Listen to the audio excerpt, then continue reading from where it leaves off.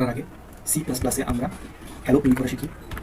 Include io stream বেজিং namespace std itv cout hello world.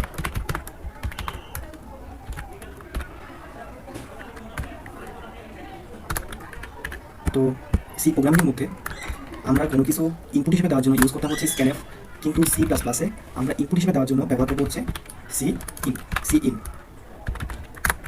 আমরা সিতে যে কোনো কিছু ইনপুটকে আউটপুট হিসেবে দেখানোর জন্য আমরা ইউজ করতাম প্রিন্টএফ। আমরা সি প্লাস প্লাসে ইউজ করবো হচ্ছে সি আউট। প্লাস প্লাসের মধ্যে যে কোনো ডিজিট ইনপুট হিসেবে নিব এবং আউটপুটে ঠিক তার উল্টাটা দেখাবো। আমরা যদি 1 2 নিই তাহলে তার উল্টাটা 2 1 আউটপুট আসবে। তো সুবিধার জন্য আমাদের এখানে সাইডে ওটা করে দেওয়া আছে, আমরা পাশে বোঝার চেষ্টা করি। সবার ফার্স্টে আমরা সি ইনপুট হিসেবে আমরা এন নিচ্ছি, এন আমরা দেখলাম 1 আর 2 ধরছি ইনপুট নিচ্ছি। তো লুপের দিকে আমরা ফার্স্টে তাকাবো না। সেকেন্ডে আমরা ইন এলডি, যেটা হচ্ছে আমাদের লাস্ট ডিজিট সমান n পার্সেন্টেজ 10 দেওয়া আছে। এই অপারেটরটা হচ্ছে আমাদের ভাগশেষ অপারেটর। তো এলডি মান লাস্ট ডিজিটের যে মানটা আছে, লাস্ট ডিজিটের মানটা আমরা বের করে দিই। এলডি ইকুয়ালস টু হচ্ছে n পার্সেন্টেজ অফ 10, n এর মান হচ্ছে 12, 10 দিয়ে ভাগ করবো, যেটা ভাগশেষ হবে ওইটা হচ্ছে এলডি।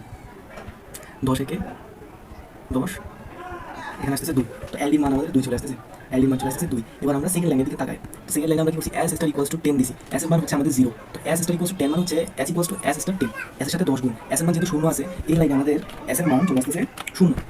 সেকেন্ডে s এর মান কিন্তু আমাদের 0 আছে, s এর মান কিন্তু আমাদের 0 আছে এবং এর সাথে আমরা এলডি যোগ করছি, মানে 0 সাথে আমরা যোগ করতেছি হচ্ছে এলডি মান আসছে আমাদের এখানে 2। তো 0 সাথে 2 যোগ করে আমাদের যে 2 আসতেছে সেটা আমাদের সেকেন্ড এই s এর মান হচ্ছে। তো আমরা এখানে ডিরেক্টলি বলতে পারি যে s এর মান হচ্ছে আমাদের 2। n ভাগ ইকুয়াল টু 10, এটা আসলে ইউজ করা হয় যে কোনো একটা ডিজিটের লাস্ট ডিজিটটা বাদ দিতে। এই লাস্ট ডিজিট আছে যে এটা বাদ দিতে। তো n ভাগ ইকুয়ালস টু আমরা লিখতে পারি n ইকুয়ালস টু n ভাগ 10 এভাবে লিখতে পারি। তো মানে n এর মান সেটা আসবে, n কে 10 দ্বারা ভাগ করলে যে ভাগফলটা থাকবে ওটা হচ্ছে আমাদের n এর মান। তো n কে এখানে 10 দ্বারা আমি ভাগ করছি আর ভাগফল আমাদের আসছে হচ্ছে 1।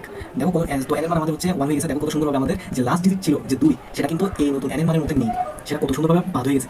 তো সবার শেষে আমাদের লুপ থেকে আমরা বেরিয়েছি আর সি আউট আমাদের হাতের মধ্যে s এর যে মান লাস্ট মানটা চলে আসছে হচ্ছে 2।